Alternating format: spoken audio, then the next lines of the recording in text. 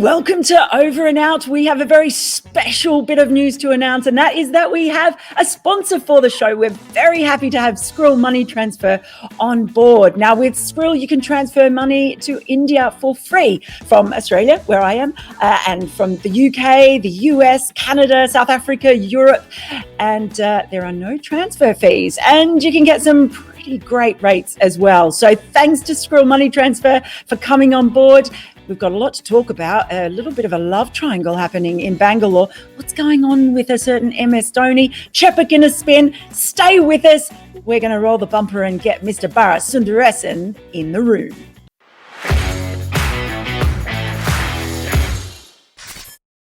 Hey, Bharat, welcome along. Our new look, new sponsor. It's a brand new show. I know. I like the new look. And you know what the best thing about having Skrill money transfer on board is, Mel? We could actually transfer some money across to our production team, wonderful production team in India.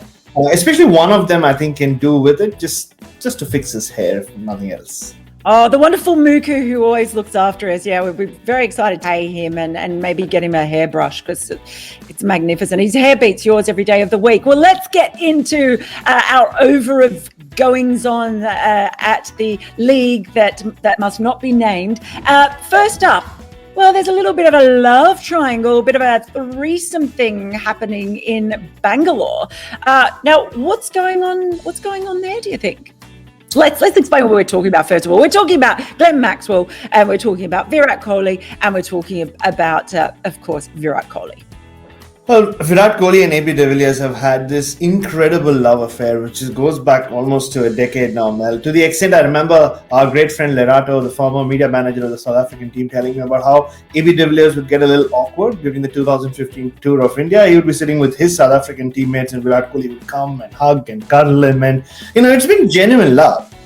And now you have Glenn Maxwell, who's no stranger to the league that must not be named. He's played for other teams, and he did have a little fling with Kohli, didn't he, when he did that interview of his for Cricket Australia. But now he's part of that Bangalore setup, and you've seen them share a few very loving hugs and embraces with Virat Kohli. Wide-eyed when Glenn Maxwell hit a six. So I don't know whether it's a love triangle or it's more a case of AB de Villiers is this pet that Kohli's had for a long time, and now he's brought this new Glenn Maxwell puppy into the house. Well, yeah. Well, one thing I noticed, not only this has been terrific for Glenn Maxwell, a terrific start for him because obviously he had two little monkeys, sitting on his shoulder. One was the no sixes, one was the no half centuries. Well, he's now got rid of both of them, which is great for him and great for his team as well. But did you also see the little video that came up on social media of those three of them dancing? And maybe it was just to my eyes, but it kind of looked to me like, when you're in a nightclub and there are two girls who are trying to sort of impress one guy and there's a bit of competition, or there's two guys who are and they're sort of like, trying to do the best dancing. You check out that video because I swear there's you've got Glenn Maxwell on one side sort of dancing up to Virat, and then you've got AB on the other side. Look, this has all the makings of a seriously big Bollywood style drama, and I'm loving that. But one thing is for sure, at least Glenn Maxwell, he's brought it back up here for the Australians in the IPL. He's clearly a much better dancer than Steve Smith. That wouldn't be hard, let's face it. Not really. Okay, now the second delivery of our show today, MS Dhoni's declining role. Now, you are, of course, the expert on MS Dhoni. As you are now on a certain Mr. Raina. Congratulations on your new book coming out. If any of you at home haven't seen, yes, he has just released a new book on Suresh Raina. So I helped pick out the picture for the cover. That's all I'm going to say. I did give my expert advice on that. Yes. But what is happening with MS Dhoni? It's like he's, how you have a non-playing captain. It's sort of like he's a playing captain, but how much is he going to play in this? Certainly, how much is he going to bat more than anything? Yeah, and we've seen that with MS Dhoni in the last few years. Yes, his hitting prowess continues to kind of fail him. He does pull off one or two knocks which remind you of what made MS Dhoni great. on occasion, but you can see that he's not the same. He walked out for a couple of balls in Chennai's first game, and he just didn't look himself, even the way he walked out. So my theory is we're going to see less and less of MS Dhoni batting. I mean, especially when you have the likes of Jadeja and Sam Curran, the way he batted in that first game for them. Dwayne Bravo, again, maybe not at his peak as a batsman, but maybe you'll push him ahead of Dhoni. Even Shardul Thakur, for that matter. So I'm not ruling out MS Dhoni. He is a miracle man. This could well be his last season ever in the IPL. So, whoever has been writing his script so far, I'm sure has this amazing ending plan for him, but that's how it's gone so far. So, but I don't know, he just doesn't seem himself. Of course, it's not easy for these guys who don't play international cricket to just come off and look good from game one. So maybe we should give him some time. But my theory is we're not going to see MS Dhoni, the batsman, too much in the league that must not be named. Yeah, I mean, I still sort of haven't forgiven him for when he retired from Test cricket, and he did it after the press conference at the Test in Melbourne. Remember that? Yeah, and gave the press conference, and then afterwards we found out he'd gone, and then that was it. We never saw him again, and it's like, oh man. So hopefully, it'd be interesting to me to see if he does a similar sort of thing, or if this time, if this is his last season, if he decides to sort of bow out in style. Watch this space, because we'll be there. Well, our third delivery is a very special one, because for the first time ever, it is our Skrill Secure Player of the Week. A very special thank you again to Skrill Money Transfer for being on board for this one. And our Skrill Secure Player of the Week is Harsha Patel. How could it not be? Well, it could not be. Look, the league that must not be named so often focuses on batters and big scores and, people just going feral with the bat. Well, it's so nice to actually recognise some of the bowlers in there. And you've got to say, we have seen some of the best death bowling that you could possibly see from Harsha Patel, who's been really brilliant. Let's kind of skip over the waist high full toss no balls. A couple of those in there, but let's just, that happens. It just slips, and as you know, sometimes those almost waist high deliberate full tosses are the things that get you wickets. But I mean, he's been a revelation really at the death, hasn't he? Yeah, and it's a feel good story, really. Harshal Patel. He's been around the IPL for so long. He burst onto the stage in under-19 cricket almost a decade ago, and a lot of people thought, this guy has the abilities and the attitude to maybe go all the way. But it's been a stop-start kind of career in the league that must not be named, and he's floated in and out, and he's been with the Bangalore side for a while now, if I'm not mistaken, and finally he seems to have found his niche, which is bowling in the death. And he's spoken about it in interviews as well after the first couple of games, where it was a role given to him by the Bangalore staff after what they saw of him in training. He's been working really hard on the Yorkers. Maybe that's why he's missed a couple of them and he's dished out a couple of full tosses, like he said. But that's forgivable in T20 cricket, especially when you're taking 5-wicket hauls. And his tournament, the season started with the front foot no ball. The klaxon went off. So your favorite part of watching cricket these days. But the way he recovered the last 3 overs in that game, and even the other day against the team from Hyderabad, it just tells you that you never give up, especially with the league that must not be named. You never know when your star will shine, and he's kept at it for all these years, and he's made a great start. And so many superstars in this league. For him to stand out as our first Skrill's Player of the Week is sensational and good for him.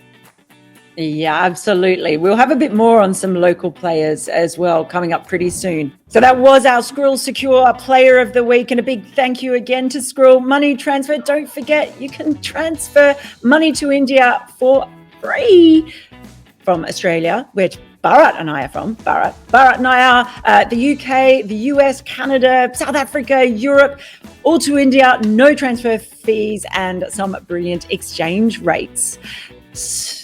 Just like that, just as easy as that. Now, let's get on with our fourth delivery, and it's all about Chepak. Chepak in his spin. We talked earlier in another show, Bharat, about just the pitches sort of all being pretty like shiny, brand new, everything else, and the batters being able to really make a bit of hay off some of the fast bowling that we've seen so well with these new wickets, and then they've slowed up really quickly, and the spinners have just been having a heyday, really, haven't they? We've seen some terrific stuff from the likes of Rashid Khan, who's going to be, I think, a handful all through this IPL. What's really stood out to you about the spinners? Yeah, and on that other show, we spoke about how some pitches are fresh, especially the ones in Mumbai. I haven't seen a lot of cricket, but the Chepauk, we saw 2 test matches there, and the first one did go a long way. So, and if you look at the numbers when it comes to spin, the first couple of games, except Rashid Khan, most of the other spinners did go for some runs. But I was just doing some number crunching, which I love to do, Mel. And number crunching, which you can do using Skrill as well. If you have someone back home in India, you want them to spend money too. Great plug. And it turns out in the last 3 games in the league that must not be named, the spinners have really come into their own. If you look at the numbers, 51 overs, 17 wickets for 345 runs. That they're going at an economy of 6.7. and averaging 20 per wicket. And actually, I should have just taken out the 78 runs that the Kolkata team spinners conceded in their first game in Chennai. So if you take that out, the spinners are doing sensationally. They're actually going at almost just under a run a ball and averaging 15. So the spinners are coming into their own much sooner than we expected them to. We saw Krunal Pandya and Rahul Chahar really spin their team to victory the other day. So maybe we'll see more and more of this. We will shift to Ahmedabad at some point. Ahmedabad saw a lot of cricket, of course, as we know. So it'll be interesting to see how those pitches play. But I expect the tweakers to come in a lot. And we saw Calcutta use 3 spinners at the top of the innings. I think it's win to win, as Shane Warne likes to say. Oh gosh, yes, that's right. So it's going to be interesting, I think, too, the batters who come to the fore who are really able to generate their own power. It's going to be interesting to see just how much they come in to impact the league that must not be named as well.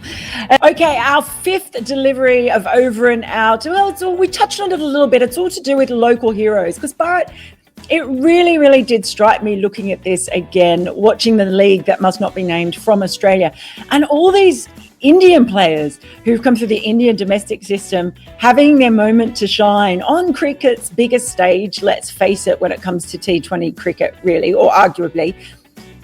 If you're outside of India, they're not players who are household names. And it's so different to the Australian players, the English players, your Johnny Bairstows and Joss Butlers, or even your Dan Christian and Chris Lynn. These guys pop up everywhere, and they pop up in the CPL and the BPL and the Big Bash, all over the place.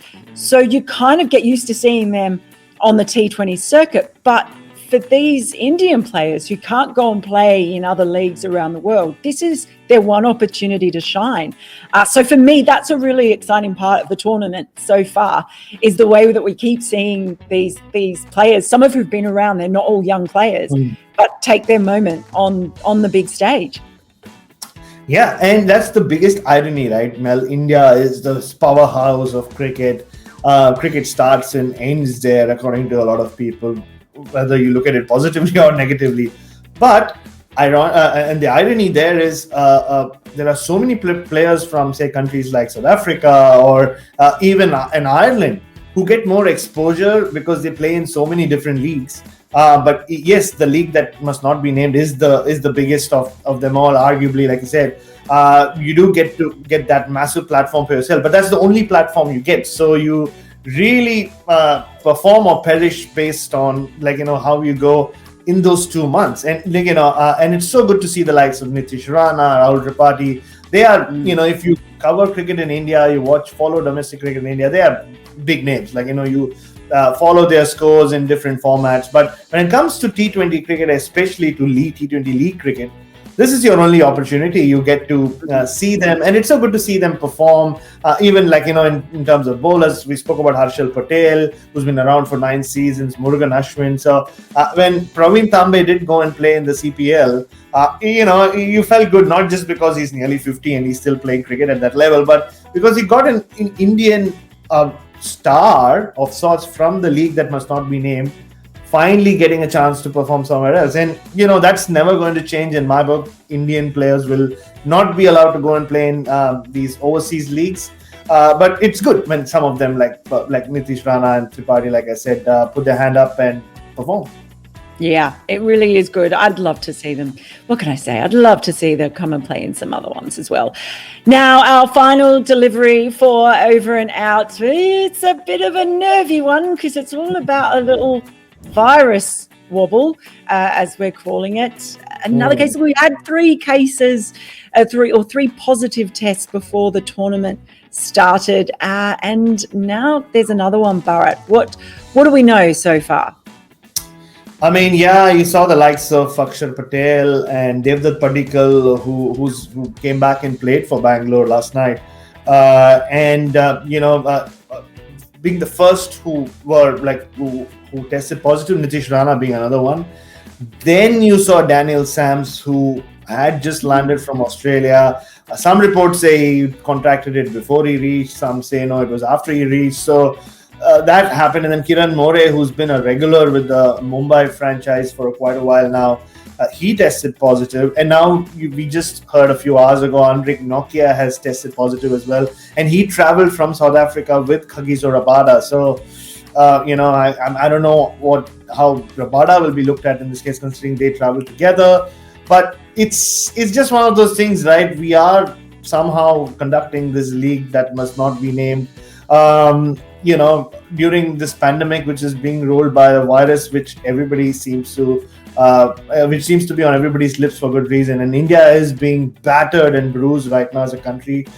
Some terrible news coming in from back home. My friend lost his father a couple of days ago. My mother's living in this apartment complex where 8 people have tested positive. So it's a scary world out there, and it's rather incredible that this league still continues. But how long will it continue? You asked me that question before the thing started. So once players start testing positive, especially the overseas players, right? At some point, if another Australian player does test positive, I expect Cricket Australia or the Australian government to just kind of look at it and go like, do we need our guys to continue that? Because they need to come back here. So it's a tricky one, and it's just a wobble, you'd think, for now. But if the number of cases do start multiplying, then maybe the time will come when the BCCI and the organizers will have to see if this is what, I mean, it is worth it in terms of money, but is it worth it in terms of security and players' health? Yeah, I mean, I think Rabada's might have tested negative. I think he might be okay to play. But I guess the point that you have to look at a wider context as well is, yes, there is this wobble now, but if that does happen, we've talked about that, if there ends up being a group of players and maybe some support staff who test positive, the long-term effect on that, bearing in mind there's supposed to be a T20 World Cup in India a few months down the track. Everything has been saying that it's going to be in India. There is obviously we're going to have a backup plan. Like, you have to have a backup plan for everything, which looks like being the UAE. If it ends up, and we hope it doesn't, but if it ends up really badly affecting the league that must not be named, I think the likelihood of the T20 World Cup going to the UAE becomes much stronger, which would be a huge shame for India as well. But I'm afraid that old coronavirus does not care about cricket. How dare it? What a stupid virus. Stupid virus. We hate it. We really do hate it. Well, that is it for this week's Over and Out, brought to you by Skrill Money Transfer. And if you want to know more, please remember to just click the link in the description down below. Please do subscribe to the channel, hit the warning bell, come back and join us. We'll be back next week for some good, bad, ridiculous early on in the week. So get your nominations into us, because we really, really want your nominations for anything you see that's good, bad, or ridiculous in the league that must not be named. And we will be back this time next week for another edition of Over and Out. But you know what? For now, it is Over and out.